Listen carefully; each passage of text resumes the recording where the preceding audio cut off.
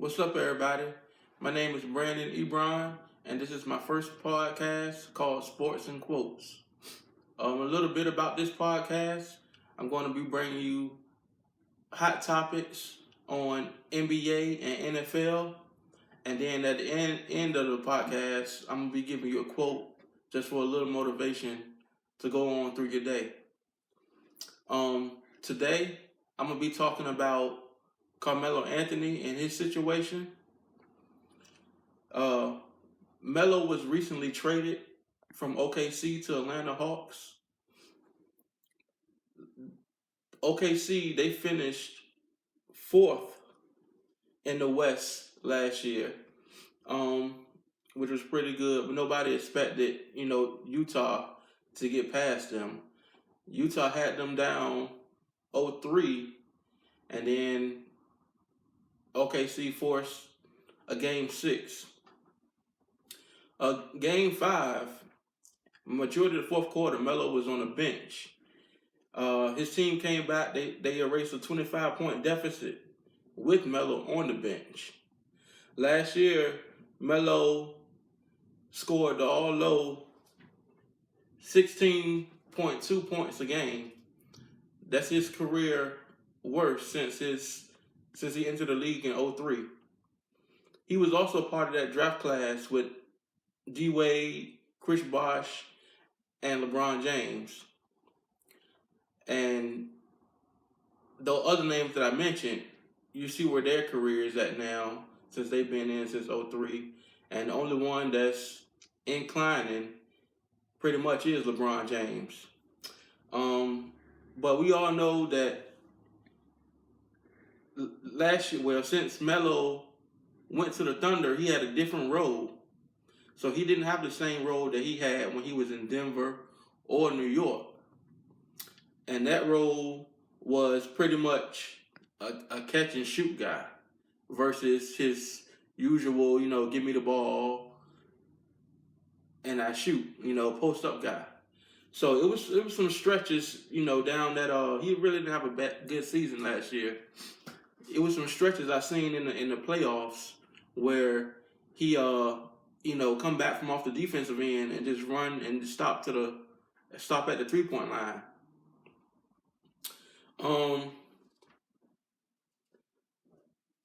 He had at the end of the season, he opted in for his last year of his contract. He had, which was worth $28 million. And then once Paul George decided to opt back in and do the extension, OKC, they was pretty much over the cap.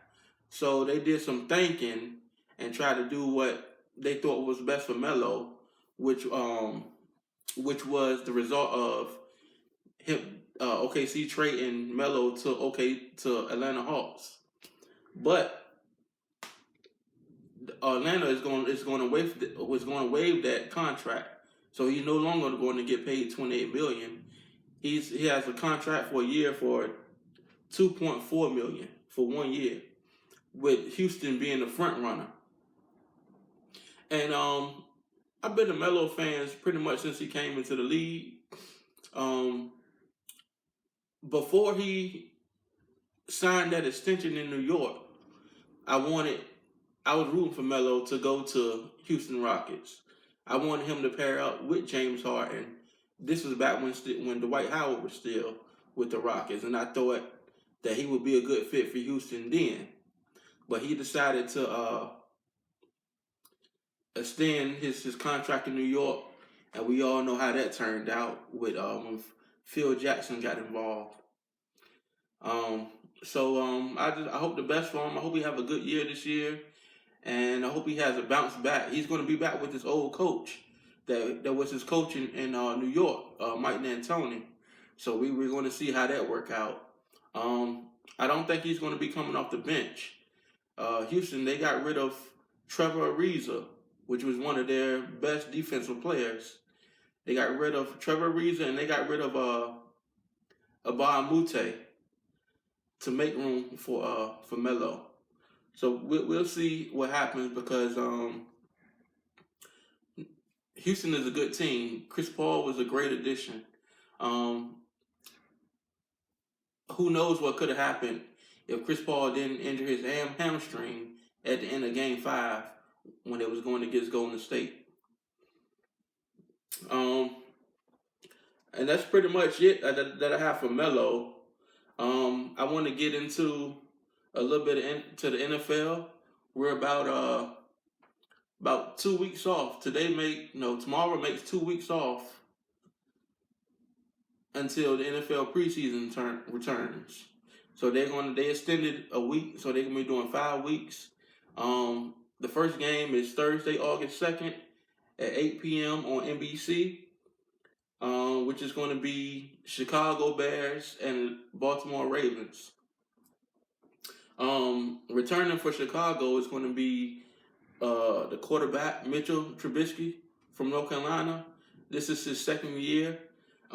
Last year, his rookie season, he played 12 games. He threw for 2,193 yards, threw for 7 touchdowns, 7 interceptions, and had a QBR rating of 28.5.